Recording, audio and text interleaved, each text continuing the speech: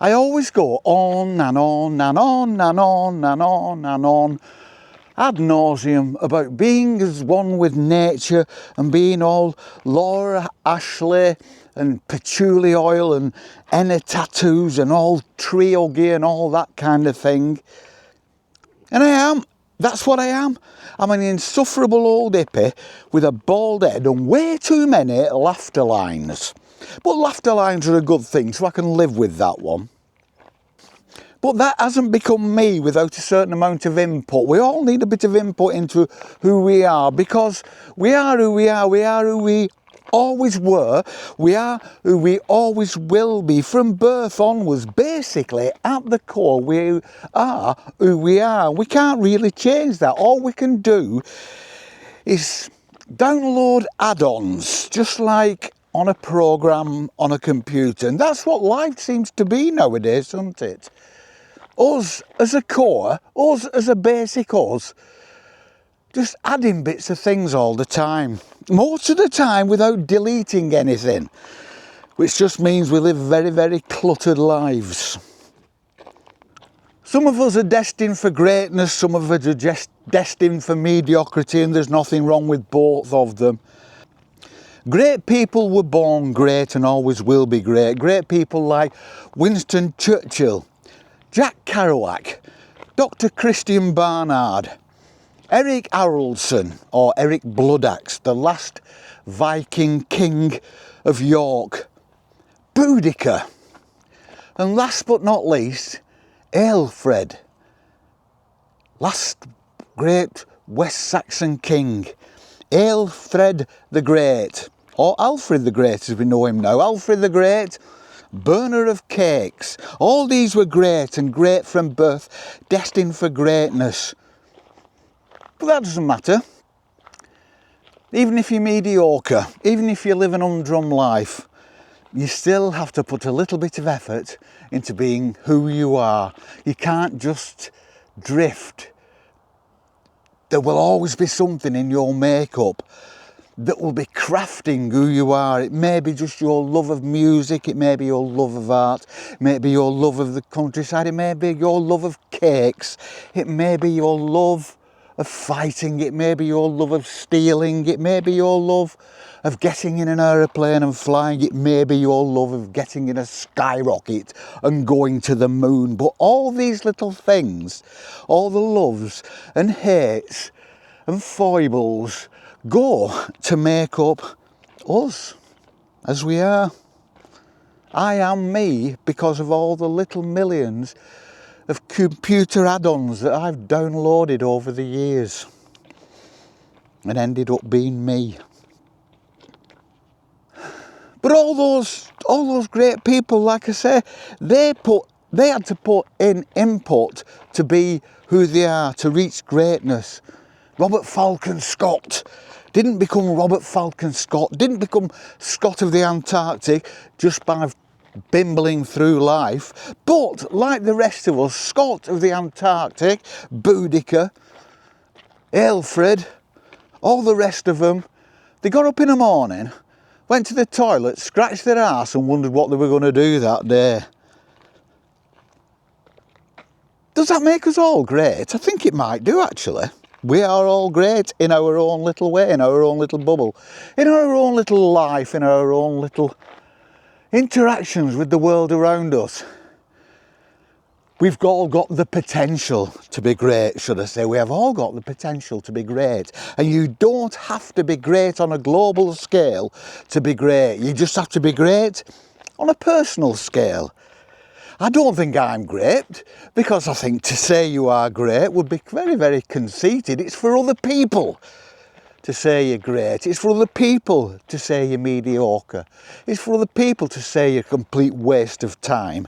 You are what you are. You are what you have put into your life. But most of us aren't looking to be great. Most of us are just looking to be good. And even to be good, we recognise that we have to put a little bit of input into that.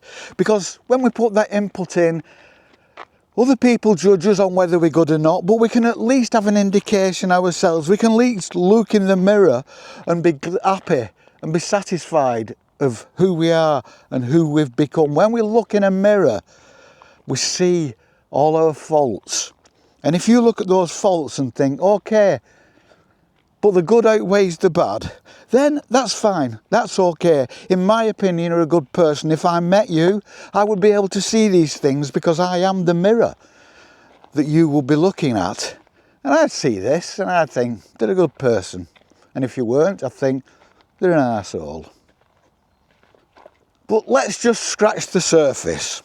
Lay down the foundations and other idioms and metaphors.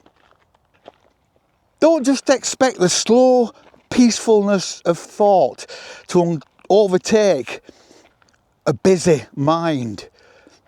There's a little bit of work that you need to put into to clear that mind, to clear that computer cache, to leave space for better programs without all the faults and glitches.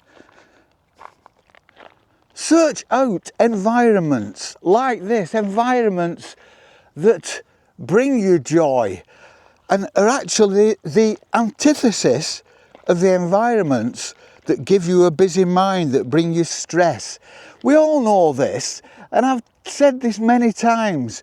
Obviously we know that if you're in a place that's pleasing to you, it's going to affect your mood, it's going to affect your well-being. We all know this, but we all need reminding of things, don't we? Because sometimes we do. We get lost in this fog of complicated life and we can't find our way out. It's like a maze, and it's so simple just to get through it and get your mind in order and get peacefulness. But sometimes our minds are so clogged up with negative that we can't see through it, we can't find our way through it. It's like being within a spider web, and you need to just be able to cut through that spider web to release yourself and get away from Shelob. Anybody get that reference? So you physically tailor your everyday life like this, like I do. Physically tailor your everyday life to give you space to breathe, to move, to raise your metaphorical arms to the sky, to look up, to look round, to breathe in, to breathe out, to smell and feel and see. You just have to get out of that fog, get into an environment that's pleasing. Because the longer you do that, the longer you're out there in that environment, the better you feel. And all this is advantageous for the rest of your life, for the rest of the day. Of course it is. If you get up in the morning stressed, you go to work stressed, you come home, you're carrying that stress with you. It's like if you have the time and you've got the space, on the way home, just drive somewhere that's quiet and peaceful.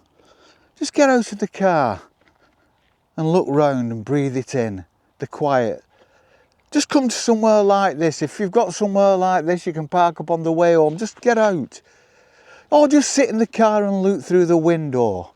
But get out if you can and breathe in the air for 5 minutes before you continue back home to greet the bin lids and the trouble and strife and continue your life. And I guarantee you, ladies and gentlemen, you will feel better. I did it. I did it. I lived in a fairly industrial place when I was married, but there were plenty of places on the way home. There was a little yacht club, and I used to drive onto the yacht club and sit on the car park and for 5 minutes and just watch young kids being taught how to sail dinghies. Old chaps and their mates going out and spending an hour just floating around. And I felt better. I felt better for it. And I tell you what, if you do that, you're never going to feel worse for it, are you? It's never a wasted exercise, is it? Because at the very least you're getting a bit of fresh air. Then you're getting another 5 minutes away from the stresses of what you're going to hit when you get home. and you're going to learn about everybody's bad day, and they're going to look to you, mum, dad, brother, sister, whatever you are, they're going to look to you to solve the problems. And you need to be in a good place to solve those problems. Because solve them you will try to do, because that's human nature. We're all decent people at heart. Look at this here. The fields have been cut and the sun is shining off them yellow, and they just stretch out into the distance. And the sun's coming through the clouds. There's a field behind us and the sun's coming through the clouds now, and so there's just a streak of bright yellow where the sun is coming through a tiny hole in the clouds. And it's going to be a nice day. It's going to be a warm day. It's a warm day already.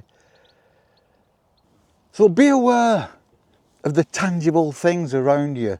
The grass, the leaves, the gravel, the grass under your feet, the tarmac under your feet, the carpet under your feet, the walls surrounding you, the sky above you, the warmth of the sun like it is now.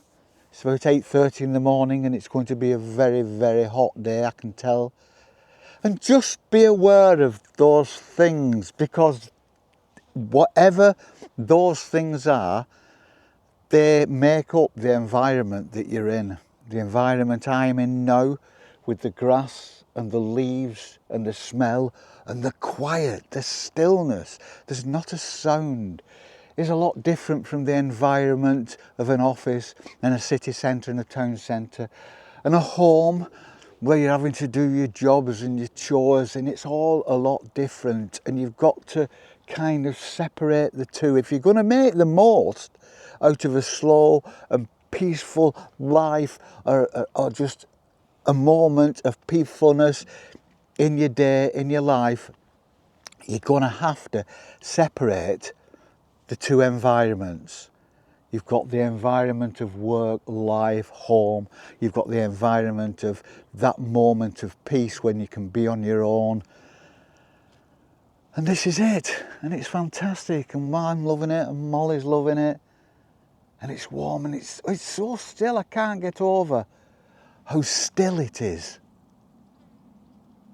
I can hear a crow in the distance, but it's a mile or two away, and that's all I can hear.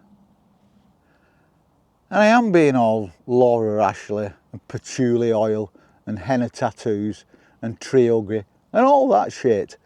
But I don't care, because being all Laura Ashley and patchouli oil and henna tattoos and huggy is fine. And it's what makes this environment, this experience, what it is, and something to take away for the rest of the day.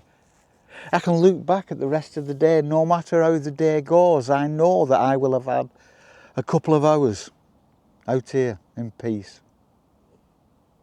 And we shall see you on the flip. Peace and love.